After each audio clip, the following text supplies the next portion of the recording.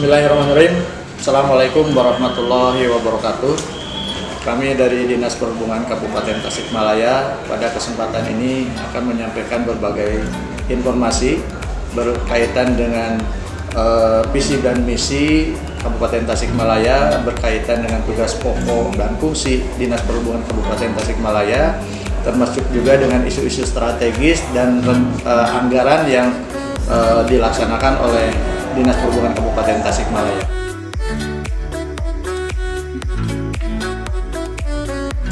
Yang pertama bahwa Dinas Perhubungan Kabupaten Tasikmalaya menjalankan amanat yang tertuang dalam misi keempat RPJMD Kabupaten Tasikmalaya, yaitu meningkatkan ketersediaan dan kualitas infrastruktur wilayah berbasis tata ruang yang berkelanjutan dengan tujuan meningkatkan ketersediaan sarana dan prasarana perhubungan dan pelayanan kepada masyarakat di bidang perhubungan dengan dua sasaran. Yang pertama, meningkatkan pemenuhan kebutuhan masyarakat di bidang perhubungan.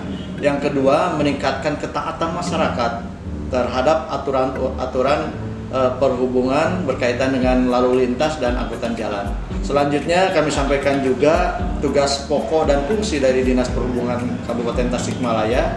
Yang pertama, tugas dari Dinas Perhubungan Kabupaten Tasikmalaya yaitu membantu Bupati di bidang pemerintahan urusan perhubungan. Kemudian juga fungsinya ada 6 fungsi. Yang pertama, perumusan kebijakan bidang perhubungan. Yang kedua, pelaksanaan kebijakan perhubungan. Yang ketiga, pelaksanaan evaluasi dan pelaporan bidang perhubungan. Yang keempat, pelaksanaan administrasi dinas bidang perhubungan. Yang kelima, pelaksanaan fungsi lain yang diberikan Bupati dengan tugas dan terkait dengan tugas dan fungsinya.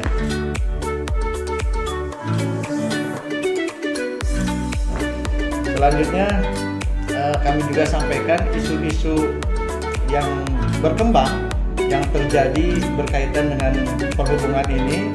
Yang pertama, masih banyaknya daerah yang belum terlayani izin trayek angkutan umum. Kemudian juga masih banyaknya truk-truk dengan kapasitas berlebih.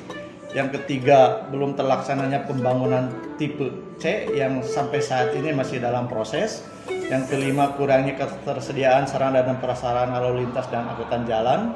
Yang berikutnya, belum adanya perencanaan dan pengembangan perhubungan laut karena kita juga memiliki laut.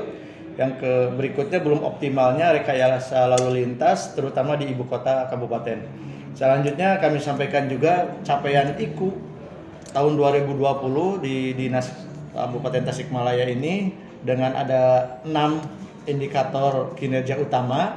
Yang pertama, presentasi fasilitas perhubungan yang memadai dengan target IKU-nya 37,59, realisasi 37,61% atau 100,05%. Dengan berbagai indikatornya ada rambu lalu lintas, guardir, marka jalan, PJU, warning light atau traffic light. Kemudian juga IKU yang kedua, presentasi kendaraan bermotor wajib uji dalam keadaan layak jalan dari target 85%, terrealisasi 89,93% atau 105,8%. Alhamdulillah mencapai target. Kemudian juga yang ketiga, persentase tingkat pelayanan angkutan umum dari target 66,51% tercapai 46,93% atau 70,5%. Ini barangkali dari 6 indikator ini salah satunya tidak tercapai karena berkaitan dengan kebijakan pemerintah di masa pandemi ini dengan pengurangan kapasitas angkutan. Selanjutnya kami sampaikan pula capaian presentasi fasilitas perhubungan yang memadai. Dari yang tadi saya sampaikan dari indikator kinerja utama, ada salah satu poinnya dari PJU yang secara ideal kita hitung kebutuhan di Kabupaten Tasikmalaya itu 26.000 Tetapi sekarang yang sampai dengan tahun 2020 ini yang terpasang baru 5.378 buah gitu. Kemudian juga hal-hal yang lain kami akan sampaikan melalui surat barangkali secara lengkap. Selanjutnya kami sampaikan berkaitan dengan refocusing, anggaran refocusing. Pada anggaran murni tahun 2020 ini kita mendapatkan alokasi anggaran sebesar 20.071.946.100 rupiah. Tetapi kita maklum di masa pandemi ini hampir seluruh SKPD barangkali termasuk di sub ini mendapatkan refocusing sebesar 1,7 miliar. Selanjutnya beberapa kegiatan kita dari 13 program kemudian juga 32 kegiatan yang tadi saya sampaikan, kita terkena refocusing 15 kegiatan yang tadi telah disampaikan sebesar jumlah total 1,7 miliar. Selanjutnya kami juga sampaikan realisasi PAD.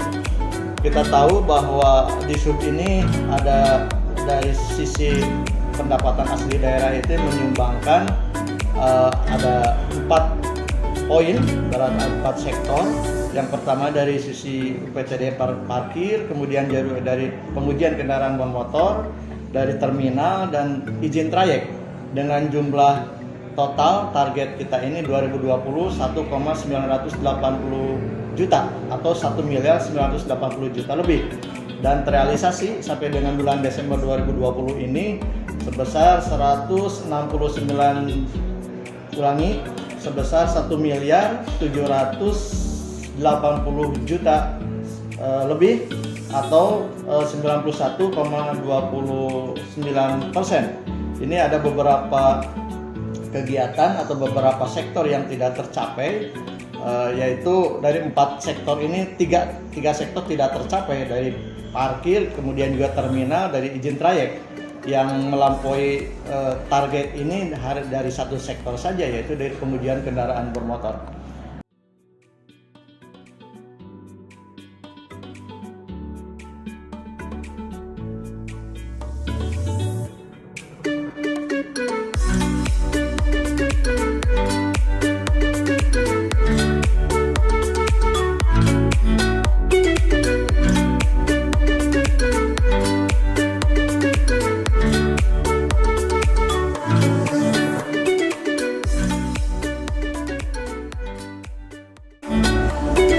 Bapak Ibu yang kami hormati, barangkali sekedar informasi dari Disub Perhubungan Kabupaten Tasikmalaya dicukupkan sekian. Mohon maaf atas segala kekurangan dan kelemahannya. Billahi taufiq wal hidayah. Wassalamualaikum warahmatullahi wabarakatuh.